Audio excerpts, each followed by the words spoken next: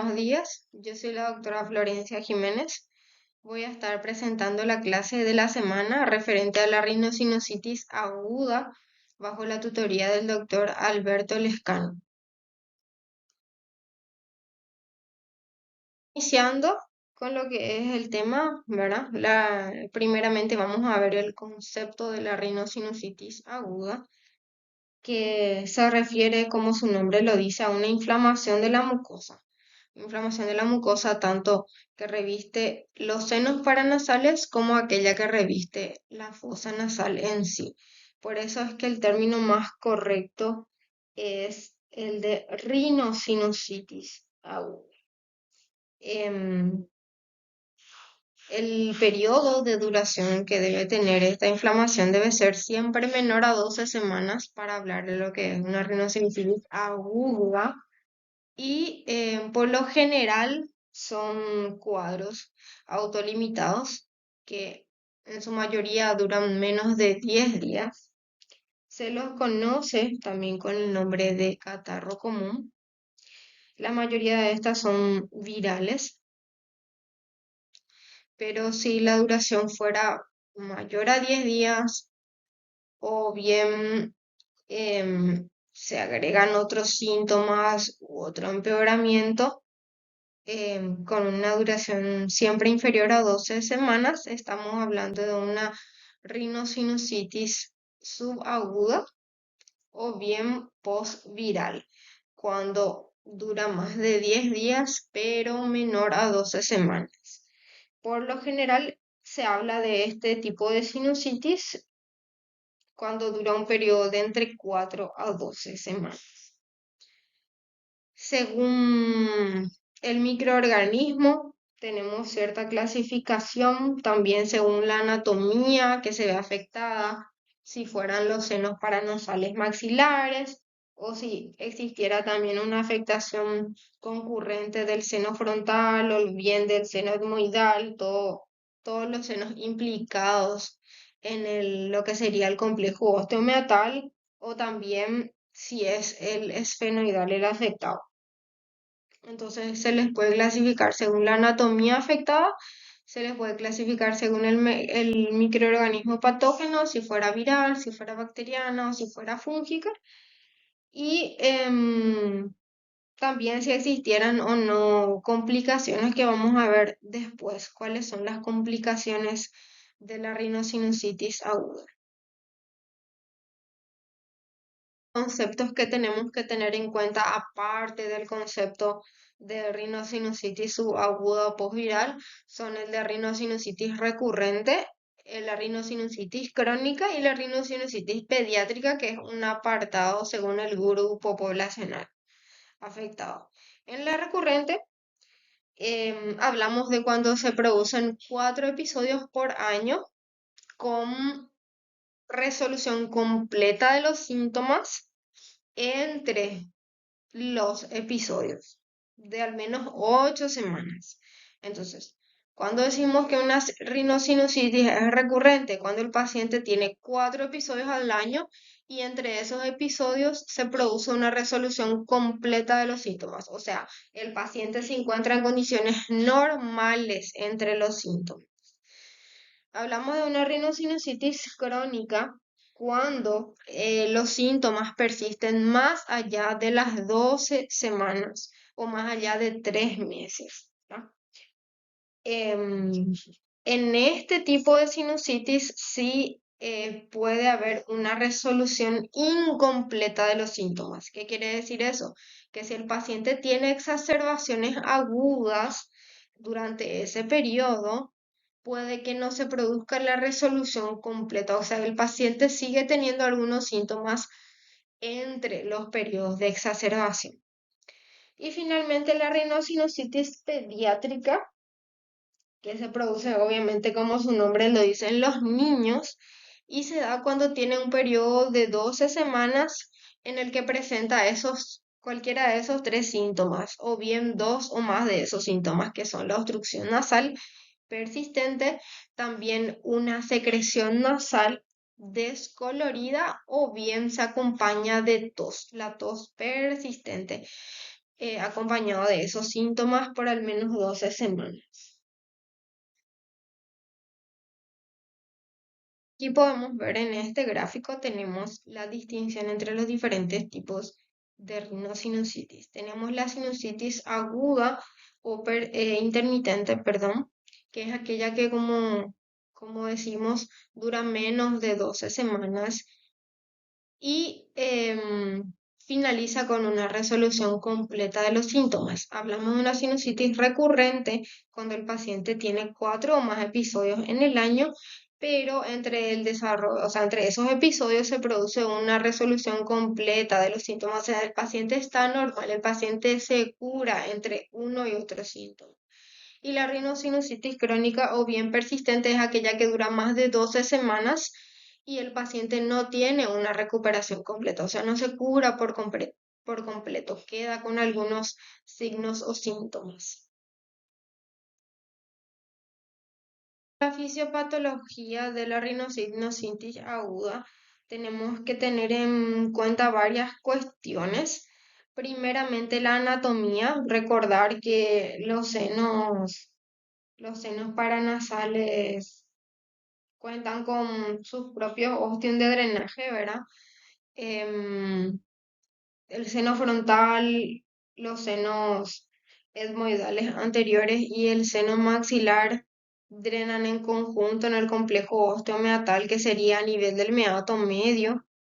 El seno esfenoidal y las setillas etmoidales posteriores drenan a nivel de lo que es el meato superior y este correcto drenaje de los senos paranasales depende del tamaño de esos ostium de drenaje, pero también depende de la acción de los cilios presentes en las células pseudoestratificadas a nivel de lo que es la mucosa de la nariz y de los senos paranasales, y también depende de la viscosidad del moco que se produce. Entonces, una alteración en cualquiera de estos tres, ya sea los ostium de drenaje, ¿verdad? Por obstrucción en las vías de drenaje, o bien que no haya un correcto funcionamiento del mecanismo ciliar, o bien que haya una alteración en la cantidad o en la calidad del moco que se produce, van a producir, o sea, van a contribuir al desarrollo de una rinosinusitis aguda. La obstrucción de esa vía de drenaje, o sea, la obstrucción del ostium puede provocar una parálisis de la acción ciliar por aumento de la presión negativa. Eso hace también que se acumule el moco dentro del seno paranasal, se produce una éstasis del moco y esa acumulación es favorable para que se trasloquen bacterias desde la cavidad nasal hacia los senos paranasales que en condiciones normales, o sea, en condiciones fisiológicas, son estériles y produce el crecimiento de esas bacterias, produciendo una infección dentro del seno paranasal. Respecto a las formas etiopatogénicas de la enfermedad, como habíamos mencionado, podríamos hablar de tres principalmente, que son la viral o vírica, la bacteriana y la fúngica. La más frecuente por lejos es la vírica. Se habla de un gran porcentaje causado por virus. De ellos el más frecuente es el rinovirus. Otros que podrían estar implicados serían el virus sincitial respiratorio, el adenovirus, el enterovirus o bien los virus para influenza A y B o el coronavirus. Pero el más frecuente es el producido por el rinovirus. Hablando de lo que serían las bacterianas agudas, tenemos principalmente tres y son monomicrobianas. De ellas el más frecuente es la infección por neumococo, o sea, Streptococcus pneumoniae. Otros también frecuentes serían el Haemophilus influenza y Moraxella catarrhalis. Se habla de una infección monomicrobiana hasta en el 66% de los casos. Entre 26 a 30% presentan flora mixta, que comúnmente están implicados los gram negativos o bien el Streptococcus aureus. En su mayoría son infecciones que se ven en pacientes inmunocomprometidos o bien infecciones de tipo nosocomial. También en las nosocomiales tenemos a la Pseudomonas aeruginosa, varias especies de Enterobacter o de Klebsiella pneumoniae, hablando de lo que sería la flora en el entorno hospitalario. La infección bacteriana muy frecuentemente tiene como factor de riesgo principal una infección previa por virus. O sea, el factor de riesgo predisponente más importante para el desarrollo de una rinosinusitis aguda bacteriana es una rinosinusitis, perdón, viral previa. Y finalmente tenemos las fúngicas que se ven favorecidas también por la inmunosupresión en pacientes como por ejemplo diabéticos o pacientes que realizan algún tratamiento quimioterápico o que realizan tratamientos con inmunosupresores o bien con glucocorticoides. De ellos el más frecuente causante es el Aspergillus, tanto en la forma invasiva como en la no invasiva. Habíamos mencionado, tenemos dos tipos de infecciones o de rhinosinusitis causadas por hongos, que serían las fúngicas. Se subclasifican en invasivas y no invasivas. Entre las no invasivas tenemos que mencionar tanto la bola fúngica como la fúngica alérgica y la fúngica saprofítica. Y dentro de la invasiva tenemos la invasiva aguda y la invasiva granulomatosa. Y por mencionar también tenemos a la invasiva crónica, que no es motivo de esta clase, ¿verdad? Entraría ya en las crónicas. Entre las no invasivas, la más frecuente, la más común es la rinosinusitis fúngica alérgica, que es un tipo de hipersensibilidad tipo 2. Se da por una hipersensibilidad de los hongos y lo que se ve en la tomografía, que sería la imagen superior, ¿verdad? Sería la presencia, ¿verdad?, de un velamiento de los senos paranasales con en su interior imágenes de densidad cálcica y rodeados de secreción que sería una secreción rica en mucina eosinofílica. Podría haber también asociados pólipos nasales y la característica es que no existe una invasión de la mucosa sinusal. Podrían verse también microscópicamente cristales de Charcot-Leyden, ¿verdad? Que son parecidos a los que se ven en el asma, y mucina de apariencia eosinofílica, que se denomina mucina alérgica. Otra característica es que estos pacientes tienen niveles séricos de IgE elevados. En segundo lugar tenemos a la bola fúngica, que serían las imágenes de la parte media de la diapositiva. La bola fúngica se caracteriza por presentarse en pacientes inmunocompetentes, o sea, pacientes que no tienen ningún tipo de compromiso inmunológico. En este tipo de rinosinusitis tampoco hay invasión de la mucosa nasosinusal y se ve característicamente en la tomografía como una imagen de densidad cálcica en el interior que se encuentra rodeada por cierto exudado. Este exudado es fibrinoso, se ve como una imagen de densidad de partes blandas y necrótico también. Se caracteriza porque no hay invasión tisular. Después, finalmente, tenemos a la rinosinusitis fúngica invasiva. La fúngica invasiva aguda se presenta con mayor frecuencia en los pacientes inmunodeprimidos, o sea, que tienen algún tipo de inmunocompromiso. tiene una elevada tasa de mortalidad no solo por la agresividad de la rinosinusitis, sino también por el estado del paciente, el estado debilitado del paciente. Se habla que la tasa de mortalidad es de alrededor de 50%. La, la complicación que puede darse en el caso de la aspergilosis, que es la más frecuente de entre las invasivas, es una aspergilosis del seno cavernoso o también de la órbita, que se conoce como síndrome del seno carnoso ápice orbitario, este en el caso de la aspergilosis, y en el caso de la mucormicosis puede darse también por invasión de los vasos sanguíneos provocando trombosis vasculares que finalmente conllevan a una,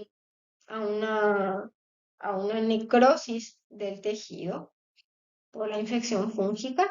Y una característica clave en la mucormicosis es justamente esa necrosis que puede verse sobre todo en los cornetes inferiores. Y la invasiva granulomatosa se ven pacientes inmunocompetentes. En este caso existe una respuesta granulomatosa a la infección con fibrosis. Se ven también anatomopatológicamente hablando células gigantes multinucleadas. Se ven granulomas no caseificantes y se dan pacientes inmunocompetentes. Formas de rinosinusitis aguda que podemos encontrar son las de origen odontogénico, que se da como resultado de enfermedades que se producen en las estructuras dentales o dentoalveolares. Puede producirse por una fístula oroventral, también pueden producirse por enfermedades periodontales, por raíces de los dientes que se proyectan hacia el seno maxilar, o bien por un absceso apical también podría darse. La más común de las rinosinusitis agudas de origen odontogénico es la iatrogénica, es la más frecuente de todas. Y aparte de los síntomas nasosinusales que puede presentar el paciente, presenta también dolor e hipersensibilidad a nivel del diente afectado, a nivel del, del origen, ¿verdad? Del diente origen de la infección. Y otra forma que puede verse también es aquella rinosinusitis aguda que se presenta en unidades de cuidados intensivos. Y como habíamos mencionado, en este caso la flora bacteriana que podemos encontrar son bacilos gram negativos, podemos encontrar Pseudomonas aeruginosa, sobre todo en aquellos pacientes que están sondados, que portan una sonda nasogástrica o bien presentan intubación nasotraqueal prolongada. Son por lo general pacientes debilitados, pacientes con inmunocompromiso. Se diagnostican en el curso, o sea, en el estudio de una fiebre en la que no se encuentran otros focos, una fiebre de origen inexplicable. Y este tipo de sinusitis predispone a complicaciones sépticas, sobre todo porque son ya pacientes debilitados, pacientes con otras comorbilidades. Entonces el tratamiento es un desafío. Clínica, primeramente hay que mencionar y hay que destacar que no existe ningún signo o síntoma que sea sensible o específico para la rinosinusitis aguda. Puede presentarse en forma de dolor. El dolor típicamente es de tipo pesadez, puede darse en la región frontal, en la región malar, puede ser también un dolor dentario, si es que la causa fuera odontogénica. Este tipo de dolor aumenta cuando el paciente se agacha o cuando hace esfuerzo y se irradia a zonas como el vértex, a la región frontal, al nivel de la región del canto interno del ojo. Puede verse también una extensión hacia lo que sería el occipucio. También se caracteriza por hipersensibilidad cuando presionamos las zonas de dolor bien en la región frontal o si no por encima del canto interno del ojo, a nivel infraorbitario, ¿verdad? Esa es la hipersensibilidad, o sea, el dolor que se desencadena al contacto con esos puntos, a la presión. Podría presentarse también como un eritema facial a nivel de la nariz, a nivel de la mejilla, a nivel de los párpados, si es que ya cursa con una celulitis. También se caracteriza por la presencia de rinorrea anterior o posterior. Esta rinorrea puede ser de tipo acuosa, puede ser también mucopurulenta. Esa, esa secreción mucopurulenta no siempre indica una infección de tipo bacteriano, eso es algo que también hay que tener en cuenta. Puede darse también obstrucción nasal, puede darse congestión nasal que produce la obstrucción, tos persistente o irritación faríngea e hiposmia. ¿Cuándo tenemos que tener cuidado? Cuando se produce un empeoramiento de forma brusca, de forma aguda alrededor del séptimo o décimo día de enfermedad, porque la rinosinusitis aguda viral debería ir cediendo, o sea, debería el paciente ir mejorando alrededor del séptimo día de enfermedad. Entonces, cualquier signo de empeoramiento alrededor del séptimo al décimo día tiene que, tiene que llamarnos la atención y tener cuidado con esos tipos de pacientes porque podrían estar desarrollando una complicación o bien estar em, pasando una rinosinusitis viral a una bacteria. La rinosinusitis fúngica invasiva también puede presentarse con complicaciones de entrada, presentando el paciente mareos, presentando alguna celulitis, alteración en el nivel de conciencia, como cambios en la personalidad que los familiares refieren, puede presentarse en forma de vómitos, pueden presentar proptosis como manifestación clínica o bien la parálisis de algún par craneal.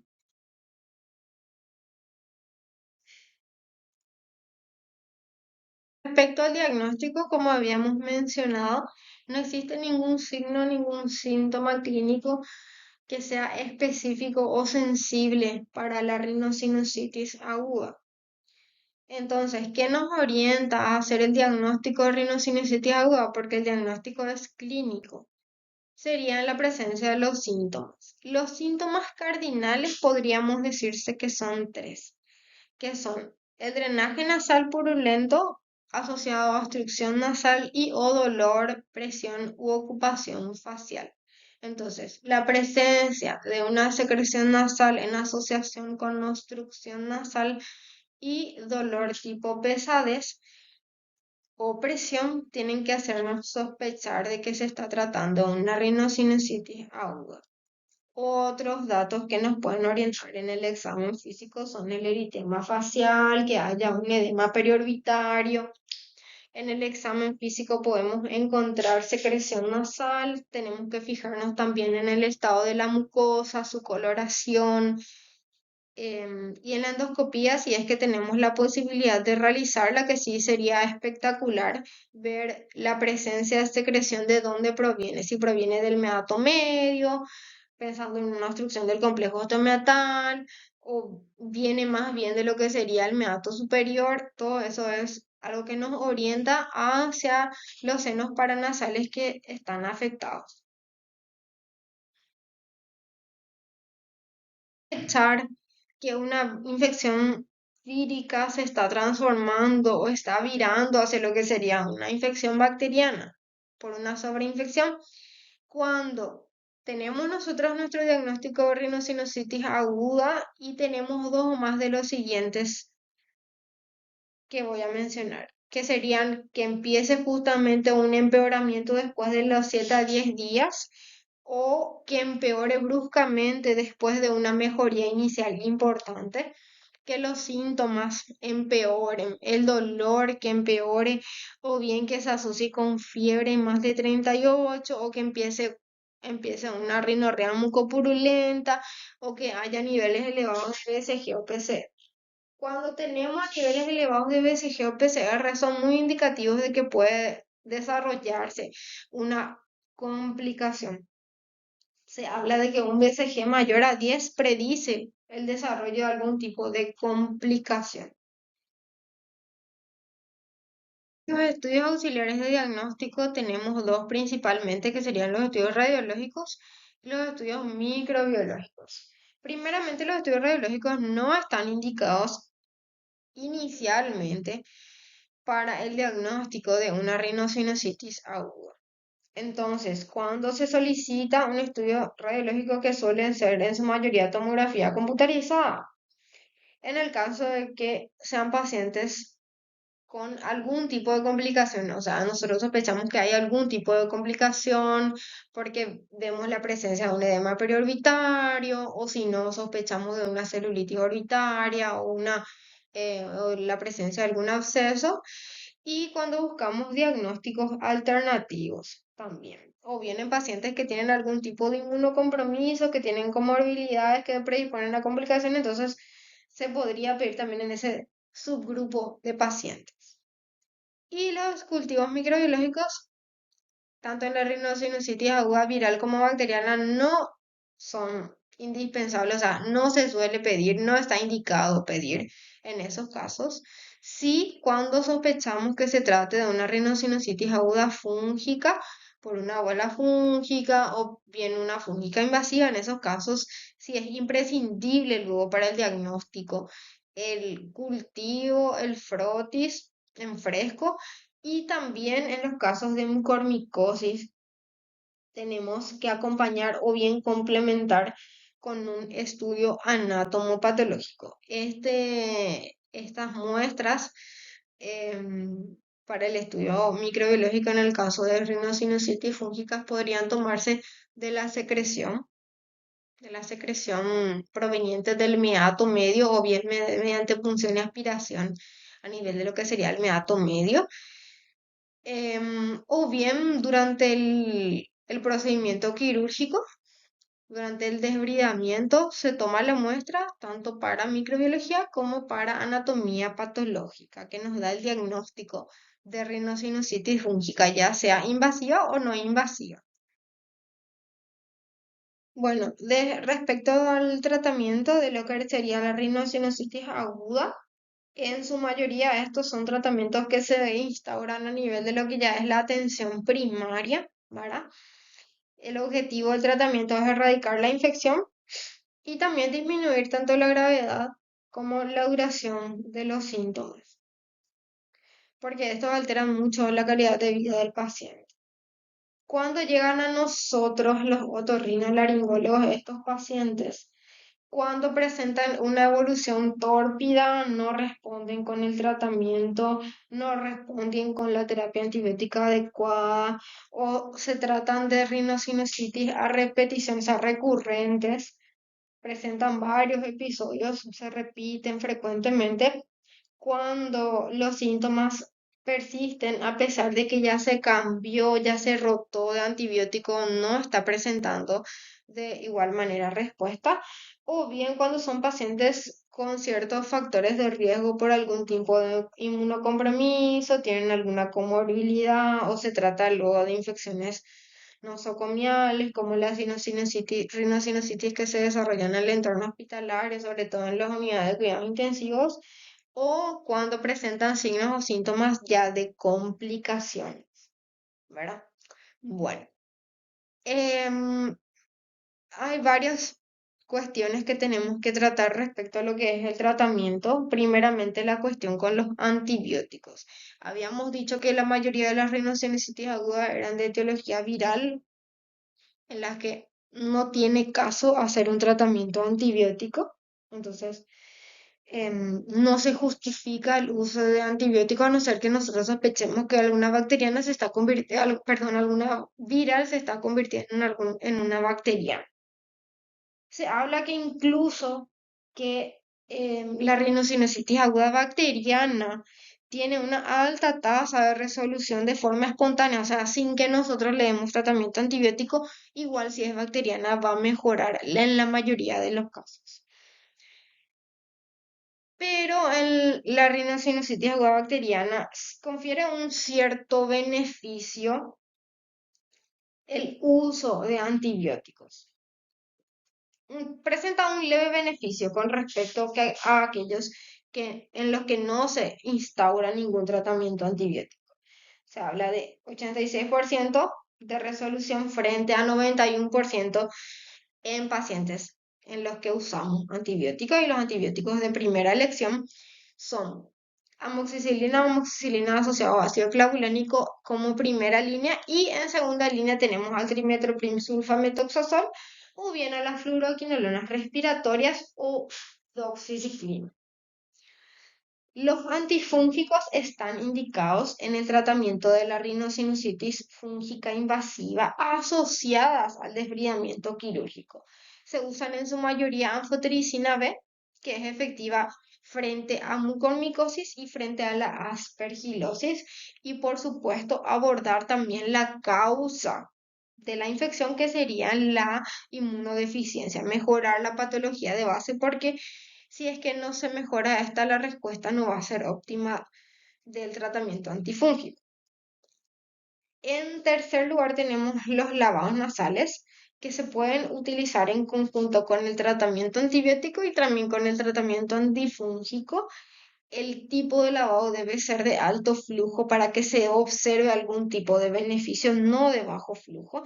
Tiene que ser un volumen de aproximadamente 250 ml para que mejore tanto la rinorrea como el goteo postnasal. Los glucocorticoides, sobre todo los tópicos, no tanto los sistémicos, son óptimos, o sea, son de elección por sus propiedades antiinflamatorias y también descongestivas, pero se habla de que confieren un beneficio en el control de los síntomas, sobre todo en la rinosinusitis aguda bacteriana, no en la viral. Por eso es que la evidencia recomienda el uso para el tratamiento sintomático en la rinosinusitis aguda bacteriana y no así en la viral. Em, Respecto a los descongestionantes, presentan una leve mejoría de, de los síntomas, o sea, confieren una leve mejoría. Sin embargo, hay que tener en cuenta que el periodo de uso debe ser corto, de entre 3 a 5 días máximo, porque pueden producir una rinitis medicamentosa si es que se usa por largos periodos de tiempo. Los antihistamínicos, no hay evidencia que apoye su uso para el tratamiento sintomático de la rinosinusitis aguda. Sí, los analgésicos y antiinflamatorios, sobre todo para paliar el dolor, para el manejo del dolor. Y hay evidencia de que combinación de antihistamínicos con analgésicos y descongestionantes confieren cierta mejoría de los síntomas en adultos y en niños mayores con rinosinusitis aguda viral. Último, vamos a hablar de lo que serían las complicaciones de la rinosinusitis aguda. Hay tres tipos de complicaciones: las orbitarias, las intracraneales y las óseas. Se habla de que la rinosinusitis aguda es causante del 10% de los abscesos cerebrales y de hasta el 90% de complicaciones periorbitarias. Hay tres tipos de complicaciones: las orbitarias, entre las que podemos mencionar a la celulitis preseptal o periorbitaria, la celulitis orbitaria, el absceso subperióstico y el absceso orbitario. Entre las intracraneales se mencionan el absceso tanto epidural, subdural como cerebral, la meningitis, la cerebritis, la parálisis de pares craneales y la trombosis del seno sagital superior y también del seno cavernoso. La trombosis del seno cavernoso se habla como, o sea, se menciona como, de hecho, una complicación orbitaria, digamos, avanzada. O sea que un absceso, un superióstico, un acceso orbitario puede progresar hacia lo que es una trombosis del seno cavernoso. Y las complicaciones óseas, que serían la osteomielitis y el tumor de Pott, el tumor frontal de Pott. Ahora vamos a ir hablando de lo que serían las complicaciones orbitarias de la celulitis. Las complicaciones orbitarias de la celulitis se subdividen en celulitis preseptal o periorbitaria, celulitis orbitaria, absceso superióstico, absceso orbitario y finalmente la trombosis del seno cavernoso. Esa es la división y la evolución de menor a mayor gravedad. En estos casos, para el diagnóstico está indicada la tomografía y sobre todo tomografía con contraste para el diagnóstico de la ubicación y de la extensión de los senos, o sea, de la infección dentro de los senos paranasales y dentro de la órbita. La resonancia es útil en algunos casos en los que se sospecha de una extensión intracraneal. Primeramente tenemos a la celulitis preseptal o periorbitaria, también llamada, que es una infección más bien de la parte anterior del párpado. No afecta a las estructuras oculares, no hay afectación de la órbita, suele ser una afección leve que rara vez progresa hacia complicaciones más graves. Se presenta con dolor ocular, que suele ser unilateral, con hinchazón de párpados y con eritema. Para el tratamiento de esta complicación se requiere de ingreso hospitalario y tratamiento endovenoso, tratamiento corticoide y antibiótico endovenoso. El tratamiento quirúrgico se instaura solamente si es que eso progresa hacia un absceso superióstico o hacia un absceso orbitario o hacia una celulitis orbitaria. Después, en segundo lugar, tenemos a la celulitis orbitaria, en la que sí ya hay una afectación de las estructuras oculares. Se manifiesta con edema conjuntival, puede haber dolor y sensibilidad, proptosis, también ya hay una afectación en la motilidad ocular, puede haber un movimiento ocular restringido por afectación de los músculos extraoculares e incluso la agudeza visual puede verse comprometida. También el diagnóstico se hace por las características clínicas y lo observado en los estudios de imagen y requiere también de ingreso hospitalario y tratamiento antibiótico, corticoide y analgésico endovenoso. Y podría valorarse también la posibilidad de un tratamiento quirúrgico. Después tenemos a lo que es el absceso superióstico, que es el absceso que se forma entre la periórbita y los senos paranasales. La afectación acá es extraconal, que quiere decir eso que está por fuera de los músculos extraoculares. Tiene características clínicas similares a la de la celulitis orbitaria y en este caso el globo ocular puede verse fijado y también puede existir una disminución de la agudeza visual. El tratamiento es ingreso hospitalario, corticoides, analgésico y antibiótico endovenoso y también el tratamiento quirúrgico. Una cirugía endoscópica de nariz y senos paranasales y eso permite también tratar el absceso mediante la apertura de la lámina papirácea para el drenaje quirúrgico, ¿verdad? Y finalmente tenemos a lo que es el absceso orbitario, que es donde la afectación sí ya es intraconal, o sea, está por dentro de los músculos extraoculares. Se debe por lo general a un retraso en el diagnóstico o bien porque el paciente es inmunocomprometido. En este caso hay exoftalmos, también hay compromiso de la agudeza visual, puede incluso implicar consecuencias oculares irreversibles, o sea, el paciente puede perder el ojo si es que no se trata a tiempo. Hay que hacer un abordaje, o sea, un drenaje a partir de un abordaje endoscópico, pero el abordaje también puede ser abordaje externo, mixto en ese caso, ¿verdad? Em, en este punto es importante mencionar que la diferencia entre una celulitis periorbitaria, un absceso superióstico y un absceso orbitario radica en la afectación orbitaria y afectación de la musculatura extraocular. Esos son los que nos van marcando de qué tipo de complicación se está tratando. Y por último tenemos a la trombosis del seno cavernoso, ¿verdad? Que es bien controvertido el tratamiento. En algunos casos, en realidad no hay mucha evidencia de que los anticoagulantes sean efectivos para el tratamiento de la trombosis del seno cavernoso. O sea, el tratamiento con anticoagulación es controvertido. Después tenemos a las complicaciones intracraneales, que vamos a pasar a hablar en la otra diapositiva. Pero último, recalcar, ¿verdad?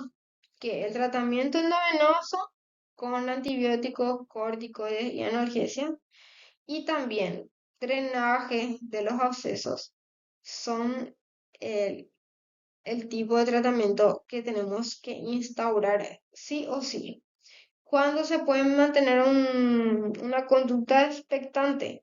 Al inicio, ¿verdad? Y si es que no sospechamos y en la imagen no constatamos que haya presencia de colección, pero si es que no existe mejoría clínica después de 24 a 48 horas de un tratamiento médico adecuado, entonces esa también es indicación para exploración por vía endoscópica, em, para valorar que no se esté tratando de otra complicación que haya que drenar.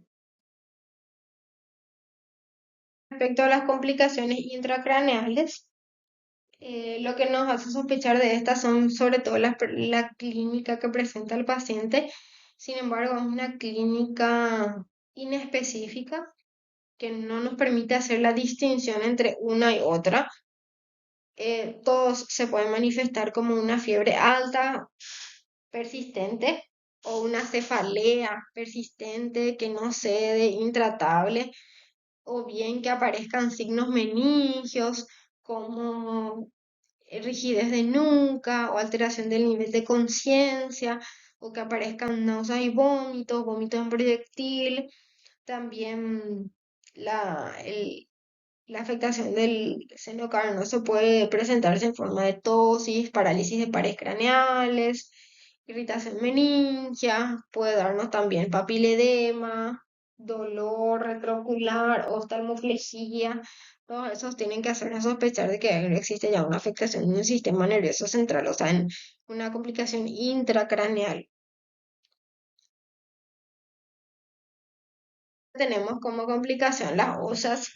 En este apartado tenemos a la osteomielitis y tenemos específicamente al tumor de pod frontal, porque en el seno frontal es donde asienta con más frecuencia este tipo de complicaciones. Se desarrolla especialmente a nivel de lo que es el hueso frontal.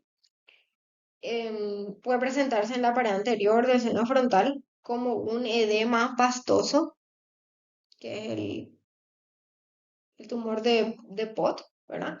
Es un edema subcutáneo por debajo de la piel y este produce un tumor hinchado que es el tumor de Pot. También desde la pared posterior se puede producir una diseminación de manera directa o por una tromboflebitis de las venas diploicas, lo que finalmente desemboca en una meningitis, en un absceso pleural o en un absceso cerebral, ¿verdad? Pero como complicación ya intracraneal. El tratamiento, obviamente antibiótico endovenoso, que tiene que ser por un tiempo prolongado, entre un periodo entre 4 a 6 semanas, y el drenaje del seno afecto, o sea, el debridamiento del hueso y de la colección, que puede hacerse a través de un abordaje externo o bien de de un abordaje endoscópico, puede ser mixto incluso.